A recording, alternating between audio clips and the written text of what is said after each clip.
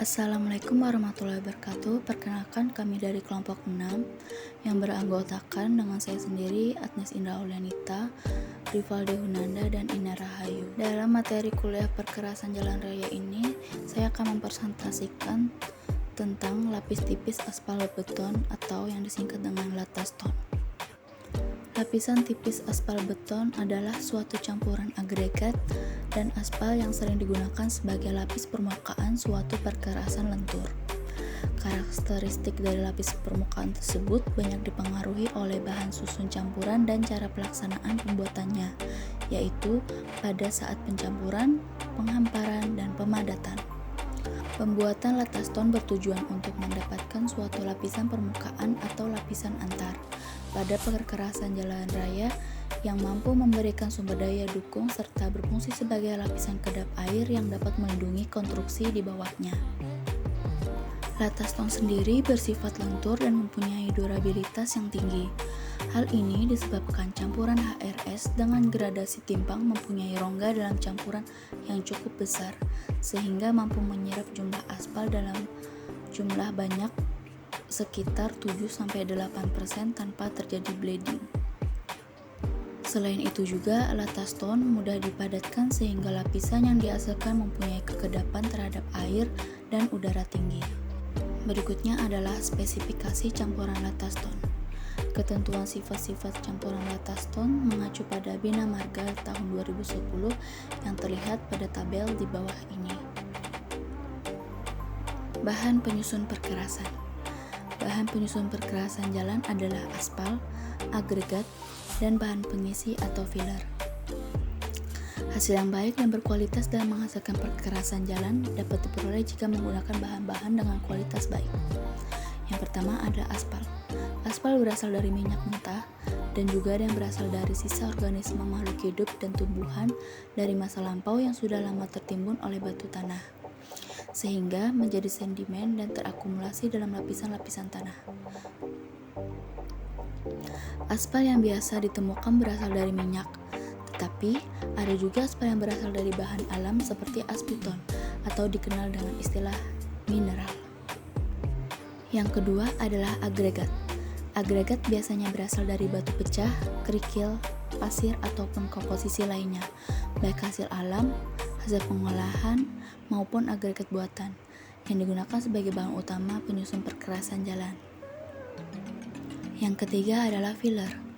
Filler atau bahan pengisi merupakan bagian dari agregat. Filler pada susunan gradasi ini adalah material yang lolos ayakan. Bahan tersebut tidak kurang dari 75% dan yang lolos saringan serta bersifat non-plastis. Filler berfungsi untuk mengisi bagian-bagian yang kosong atau rongga-rongga atau celah yang terdapat pada sela-sela agregat. Bahan filler sendiri dapat berupa abu batu kapur, atau semen. Kemudian pada slide berikutnya terdapat tabel pengujian dan persyaratan aspal keras. Lalu ada tabel persyaratan pemeriksaan agregat kasar. Kemudian ada tabel persyaratan pemeriksaan agregat halus, dan yang terakhir adalah tabel spesifikasi gradasi agregat latastone.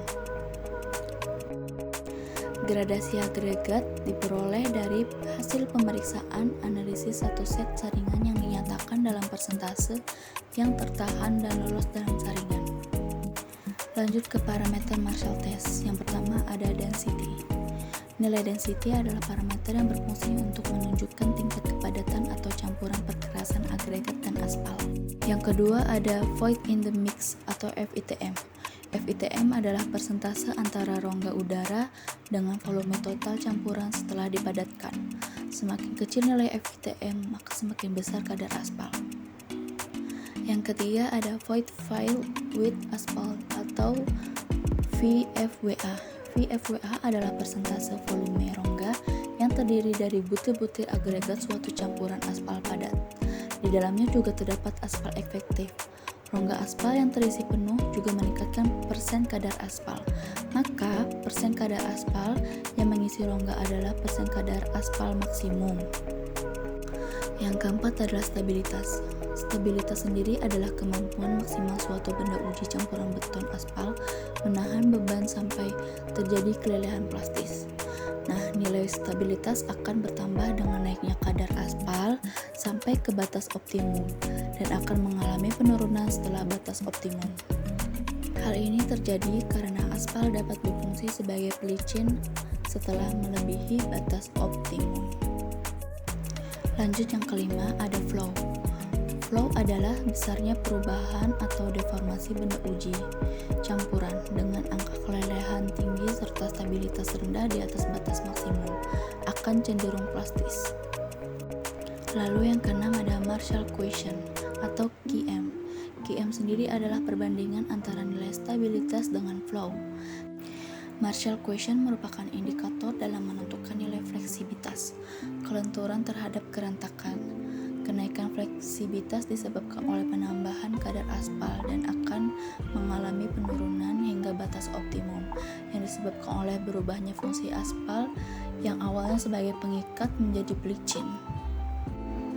Pada slide ini dijelaskan rumus-rumus untuk mencari bagian-bagian dari parameter Marshall test tadi, seperti rumus density, rumus VITM, rumus VFWA, rumus stabilitas, rumus QM, dan rumus flow. Untuk flow sendiri di sini tidak ada rumus, hanya ada penjelasan, yaitu campuran dengan angka kelelehan rendah dan stabilitas tinggi di bawah optimum akan menyebabkan benda mudah retak bila diberi beban. Flow dinyatakan dalam satuan panjang. Cukup sekian dari kami dalam mempresentasikan materi tentang Latastone ini.